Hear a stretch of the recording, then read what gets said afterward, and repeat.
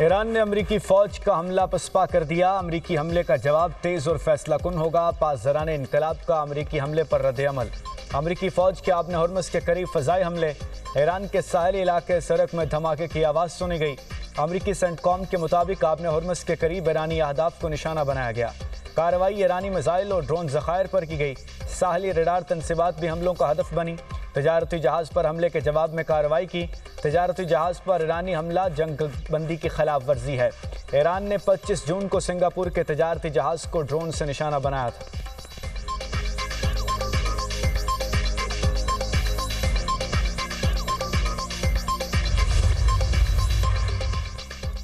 نائب وزیر اعظم اسحاق ڈار سے ایرانی وزیر خارجہ عباس اراغچی کا رابطہ۔ دونوں وزراء خارجہ میں دو طرفہ تعلقات اور علاقائی صورتحال پر تبادلہ خیال۔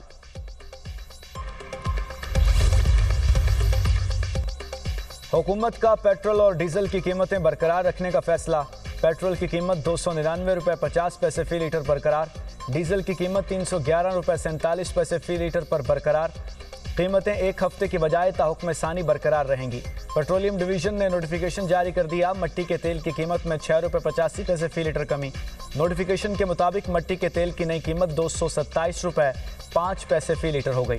اس سے پہلے مٹی کے تیل کی قیمت 233 روپے 90 پیسے فی لیٹر تھی۔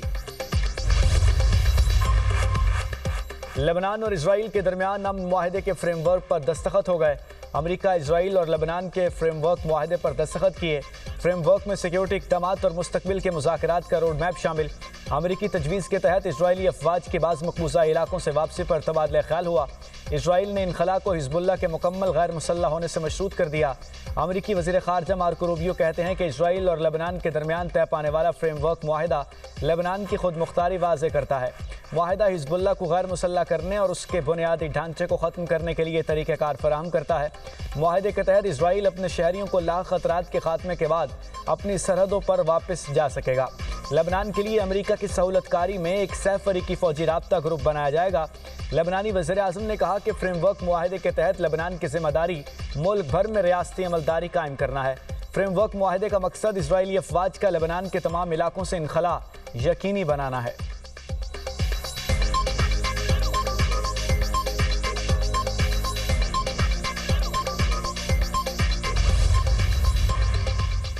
حزب اللہ کے سربراہ کا لبنان سے اسرائیل کے مکمل انخلا تک ہتھیار نہ ڈالنے کا اعلان۔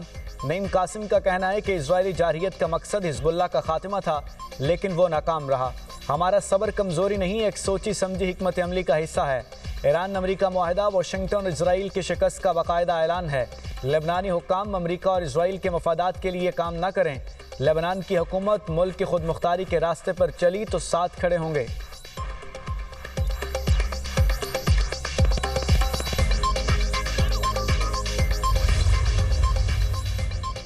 آبنہ ہرمز میں تنازعات کی روک تھام کے لیے ایران اور امریکہ کے درمیان رابطہ چینل قائم۔ ایرانی ٹی وی کے مطابق رابطہ چینل سوئٹزرلینڈ مذاکرات کے اعلامیے کے تحت قائم کیا گیا۔ رابطہ چینل آبی گزرگاہ میں فوجی تنازع کا سبب بننے والے واقعات سے بچنے کے لیے قائم کیا گیا۔ اقدام کا مقصد اسلام آباد مفاہمتی یادداشت کے آرٹیکل 5 پر عمل درآمد یقینی بنانا ہے۔ ایران کے نائب وزیر خارجہ کاظم غریب آبادی کا کہنا ہے، آبنہ ہرمز میں محفوظ سفر کو مبہم انتظامات، متوازی راستوں یا ایسے فیصلوں کے تحت یقینی نہیں بنایا جا سکتا جن میں ساحلی ریاست کی حیثیت سے ایران کے کردار کو نظر انداز کیا جائے۔ اگر تہران کے ساتھ مناسب رابطہ نہ رکھا گیا تو متوازی بحری راستے معطل کر دیے جائیں گے۔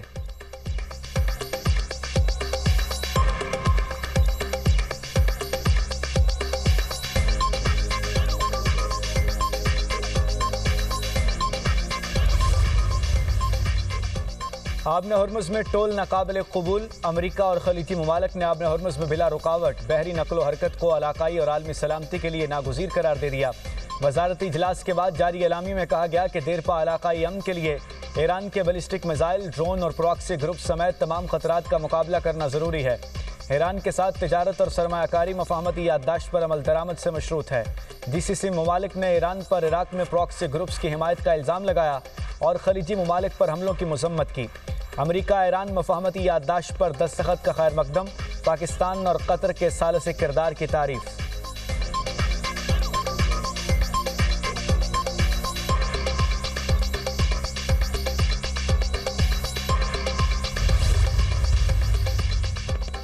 امریکہ اور خلیج تعاون کونسل کا اعلامیہ مسترد۔ ایرانی وزارت خارجہ کا کہنا ہے کہ اعلامیہ غیر ذمہ دارانہ اور اشتعال انگیز ہے۔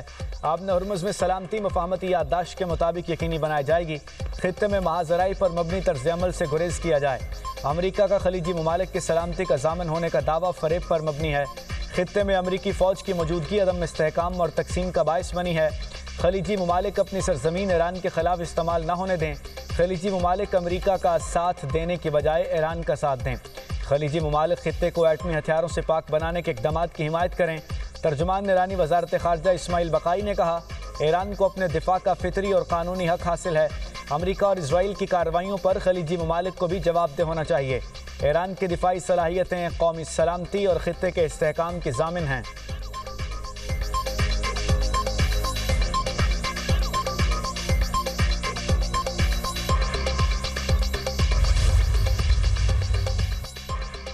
آبِ ہرمز سے گزرنے والے بحری جہازوں کو رقم دینا پڑ سکتی ہے۔ عمان نے یورپی حکام کو آگاہ کر دیا۔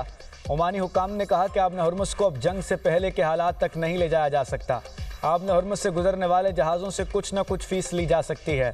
ہم بین الاقوامی سمندری قوانین کی ہمیشہ پابندی کریں گے، لیکن آبِ ہرمز کو آلودگی سے پاک رکھنے اور جہازوں کو راہداری میں مدد دینے کی خدمات کے لیے کچھ فیس لی جا سکتی ہے۔ قطر نے بھی آبِ ہرمز سے ٹول وصولی سے متعلق ملا جلا سگنل دے دیا۔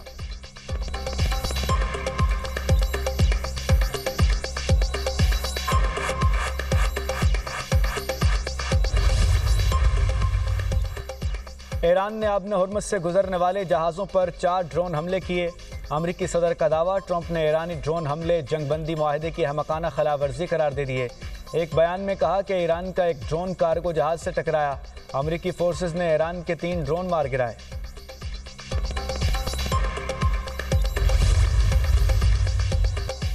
متحدہ عرب امارات اور ایران کے وزراء خارجہ کے درمیان ٹیلی فونک رابطہ، دونوں رہنماؤں کا علاقائی صورتحال اور حالیہ پیش رفت پر تبادلہ خیال۔ یو اے ای کے وزیر خارجہ نے کہا کہ جنگ بندی اور مفاہمت کی شرائط پر مکمل عمل درآمد ضروری ہے۔ ریاستوں کی خود مختاری اور ہمسائیگی کے اصولوں کا احترام کیا جائے۔ بین الاقوامی قانون کی مکمل پاسداری ناگزیر ہے۔ آبِ ہرمز میں محفوظ اور آزاد جہاز رانی یقینی بنائی جائے۔ امریکہ ایران مذاکرات کے مثبت نتائج کی امید ہے۔ پائیدار امن اور علاقائی استحکام مذاکرات سے ہی ممکن ہے۔ سنجیدہ سفارتکاری اور ذمہ دارانہ مکالمہ بحرانوں کا بہترین حل ہے۔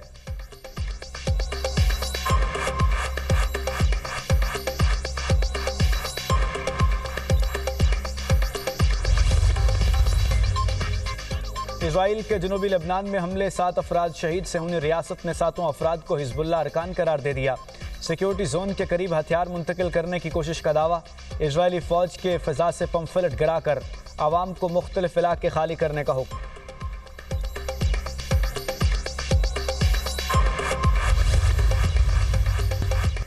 نواسہ رسول حضرت امام حسین رضی اللہ تعالیٰ عنہ اور ان کے جانثار ساتھیوں کی عظیم قربانیوں کو سلام۔ یوم عاشور عقیدت و احترام سے منایا گیا۔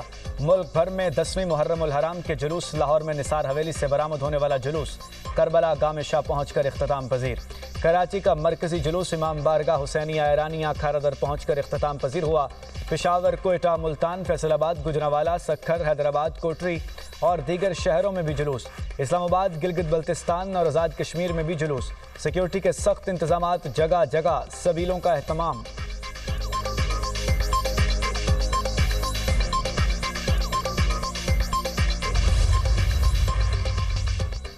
وزیر اعلیٰ مریم نواز کی ٹیم پنجاب کو شاباش۔ اس سال بھی محرم الحرام کا پرامن، باوقار اور منظم انعقاد ممکن ہوا۔ پوری ٹیم پنجاب کو دل کی گہرائیوں سے شاباش دیتی ہوں۔ وزراء، ایم پیز، ضلعی انتظامیہ، فورسز، ریسکیو اور دیگر اداروں کا کام قابل ستائش ہے۔ جھلسا دینے والی گرمی کے باوجود پنجاب پولیس کے جوان سڑکوں پر متحرک رہے، عزاداروں کو مکمل تحفظ فراہم کیا۔ شاباش، آپ ہمارا فخر ہیں، جیتے رہیے۔ عزاداروں کو ریلیف کی فراہمی یقینی بنانے کے لیے بہترین اقدامات اپنی مثال آپ ہیں۔ ٹھنڈے پانی کی سبیلوں کا شاندار انتظام، جلوسوں کے راستوں پر عرق گلاب کا چھڑکاؤ کیا گیا۔ اسموک گنز کے ذریعے پانی کی پھوار نے لوگوں کو سکون فراہم کیا۔ ستھرا پنجاب کی ٹیموں نے صفائی ستھرائی کے مثالی انتظامات کو یقینی بنا کر ایک نیا معیار قائم کیا۔ تمام اداروں کا باہمی تعاون اور ٹیم ورک ہم سب کے لیے باعث فخر ہے۔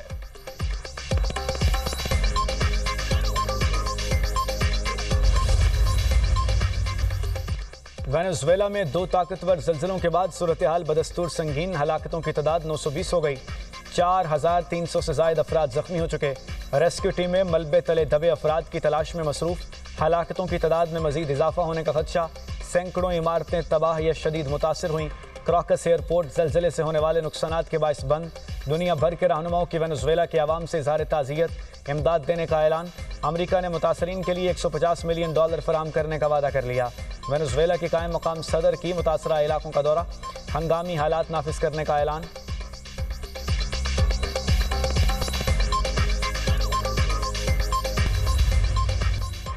آئندہ 12 گھنٹوں کے دوران ملک بھر میں گرج چمک کے ساتھ بارشوں کا امکان، NDMA نے موسمی صورتحال پر الرٹ جاری کر دیا۔